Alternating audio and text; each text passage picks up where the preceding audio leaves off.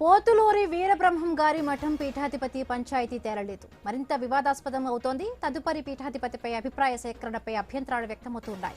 11వ పీఠాధిపతి రెండవ భార్య మారుతి మహాలక్ష్మమ్మ తమకు అన్యాయం జరిగిందని ఆరోపిస్తున్నారు. కోర్టుకు వెళతామని చెప్పడంతో పీఠాధిపతి వ్యవహారం మళ్లీ మొదటికొచ్చింది. పూర్వ పీఠాధిపతి 5వ కుమారుడు కూడా ఈ విషయంలో ఎంటర్ అయ్యారు. తన తండ్రి 50 ఏళ్లు మఠం బాధ్యతలు నిర్వర్తించారని చెబుతున్నారు. పీఠం బాధ్యతల నిర్వహణకు తాను అన్ని విధాలుగా అర్హుడనని 2010లోనే వీలునామా రాశారన్నారు.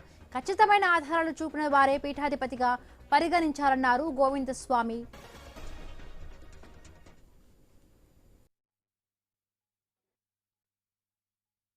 శిష్యుల యొక్క చేసినటువంటి నిర్ణయం ద్వారా మఠాధిపతిని ఎంపిక చేయవలసి ఉండగా అక్కడ శిష్యుల అభిప్రాయాలు అని ఒక ప్రక్రియకి శ్రీకారం చుట్టారు. అక్కడ జరిగినటువంటి ఈ ప్రక్రియలో శిష్యులను గుర్తించమని, శిష్యులను ఏ విధంగా గుర్తిస్తారు, అదే సాంప్రదాయంకి చెందినటువంటి మఠాధిపతులను ఏ విధంగా గుర్తిస్తారని ధార్మిక పరిషత్ ప్రకటన ఇచ్చిన వెమ్మటే గురుపత్ని గారు నోటీసు కూడా ఇవ్వడం జరిగింది. అయినప్పటికీ కూడా ధార్మిక పరిషత్ నియామకం చేసినటువంటి ఆథరైజ్డ్ ఆఫీసర్ గారు కనీసం దాన్ని పరిగణలోకి తీసుకోకుండా మఠం సంబంధికులతోటి, మఠం ఆధ్వర్యులతోటి, మఠం పండిట్స్ తోటి ఏ విధమైన సమావేశం ఏర్పాటు చేయకుండా విధి విధానాలు ఏంటి, మనం ఎలా ముందుకు వెళ్ళాలి అనేటటువంటి ఆలోచనలు చేయకుండా ఈ ప్రక్రియని ముందుకు తీసుకువెళ్ళడం జరిగింది.